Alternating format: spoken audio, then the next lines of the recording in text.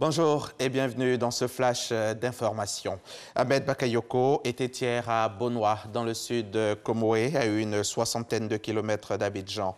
Après les manifestations qui ont eu lieu la semaine dernière dans cette ville, le Premier ministre a délivré aux populations un message de paix et d'exhortation au vivre ensemble en vue de la préservation d'un climat social apaisé. Les précisions d'Herman Guivet. Pour sa première sortie officielle, Ahmed Bakayoko, le Premier ministre, choisit Bonois.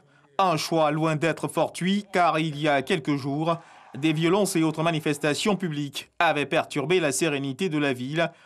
Passé la tempête, le calme est revenu, l'heure est à l'apaisement, mais surtout à la sensibilisation à la non-violence. Le chef du gouvernement, Ahmed Bakayoko, a décidé d'aller à la rencontre des populations de Bonois pour leur porter un message de paix. Et c'est l'enceinte de la mairie de la ville qui a servi de cadre à cette rencontre. La ville de Bonois, en vous acclamant, Monsieur le Premier ministre, exprime à la fois les sentiments que votre personne lui inspire et les vœux que nous formons tous pour la grandeur et la prospérité de notre pays. Les opérateurs économiques sinistrés me chargent de solliciter auprès de votre Excellence un plan d'aide spécial afin de reprendre leurs activités. De même, nous sollicitons également un soutien pour les blessés. Plus jamais ça à Bonois. La cohésion sociale, un vœu cher à la chefferie traditionnelle de Bonois. Ces tristes événements qui ont jeté l'émoi dans notre paisible cité sont désormais derrière nous. Et la chefferie y travaille au quotidien. Au chef du gouvernement, Ahmed Bakayoko, de prendre la parole. Message à l'endroit des populations et des jeunes en particulier. Chers jeunes, sachez-le, quand nous, les acteurs politiques, quand les hommes politiques, on fait nos arrangements, on fait nos accords politiques, on ne vous appelle pas. Quand c'est bon entre nous, en haut là-bas, on ne vous appelle pas. Mais quand on a quelques accords, c'est là qu'on vous appelle pour que vous puissiez porter par des batailles de rue ces accords. Vous devez dire non à la violence. Vous devez dire non à la manipulation des jeunes. Et je vous demande de garder ça à l'esprit constamment. Je veux que vous soyez solidaires. Nous sommes tous les mêmes enfants de Bonois. Je veux pouvoir compter sur vous les jeunes.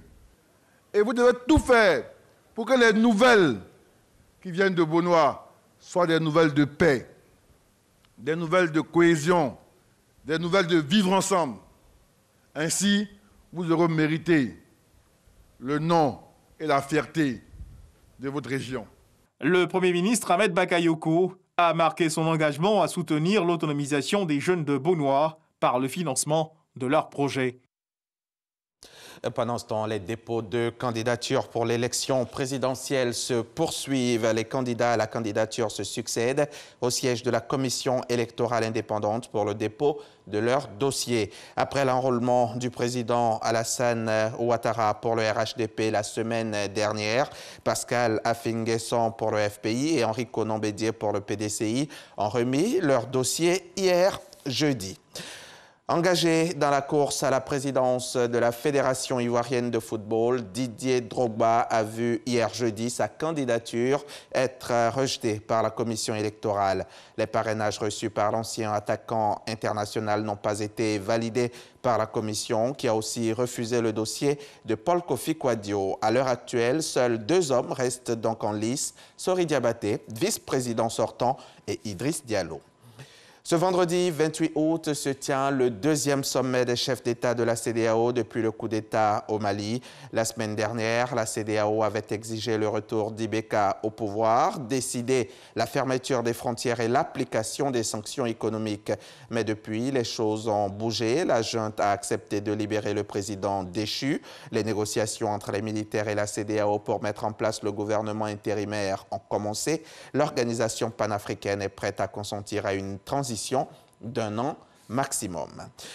Coup de tonnerre politique au Japon. À 65 ans, le Premier ministre a annoncé ce vendredi 28 août son intention de démissionner en raison de problèmes de santé. Deux visites récentes à l'hôpital ont soulevé des spéculations sur sa capacité à se maintenir au pouvoir, rattrapé par son ancienne maladie chronique intestinale qui risque de s'aggraver. C'est ce qu'a indiqué Shinzo Abe lui-même. Il veut ainsi éviter de perturber la scène politique nationale. C'est la fin de ce flash. On se retrouve tout à l'heure à 13h pour le journal.